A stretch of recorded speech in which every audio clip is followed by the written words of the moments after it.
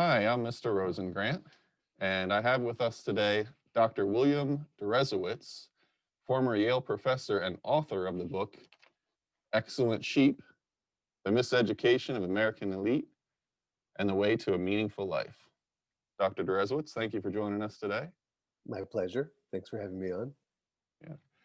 And I'm a high school counselor, and I work with students and parents and help them, plan for their future. And a lot of students are thinking about college and what they're going to do after high school.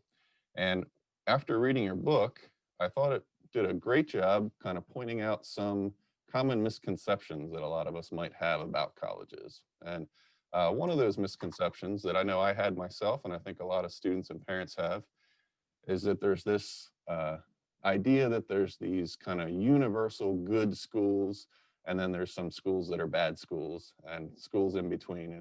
And a lot of high school students will come to me and they'll say, I want to apply to a good school. Which schools are good schools?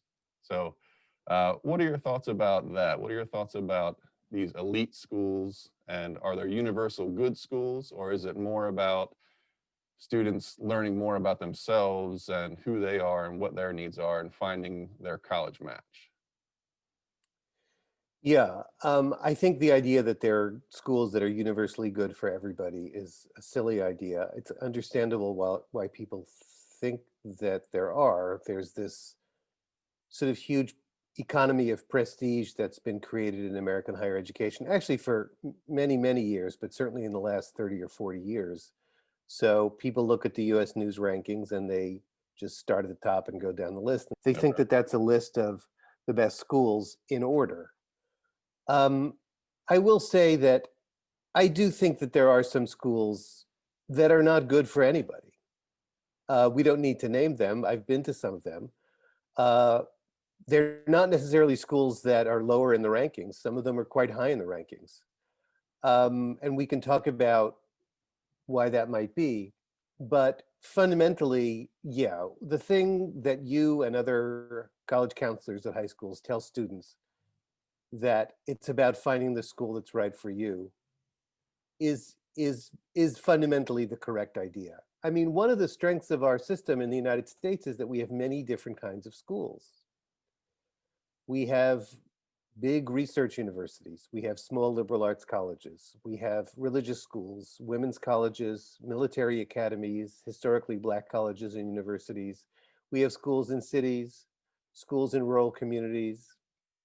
We have some schools that have fairly unusual educational models, like the St. John's Great Books Colleges, or an experimental school like Minerva in San Francisco. So it really is set up to, I should say, we have community colleges that are definitely the right way to start for a lot of students, and they may be the right way to end for a lot of students. There are trade schools. College is not necessarily the right option for everybody. So we have this wonderful diversity of institutions, which is a good match for the diversity of students that we have. Um, I used to say that it's about finding, even in that book, which came out almost 7 years ago, I used to say that it was about finding the right school for you. I don't say that anymore either.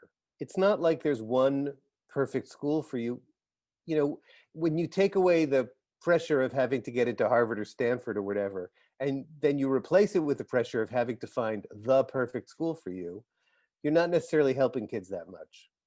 I think for any student, there are a whole bunch of schools, and not necessarily all of the same type, that would be a really good fit.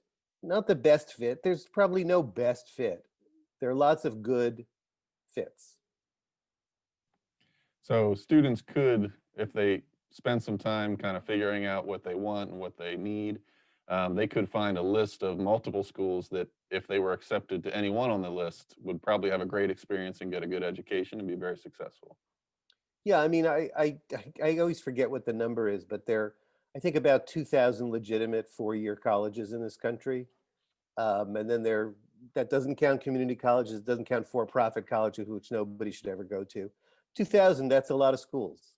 There are plenty, I mean, if anything, I think that the difficulty in the college choice is not finding a good school, but narrowing down what's really a ridiculously large range of options. But yeah, I mean, there are all kinds of ways to narrow that range down.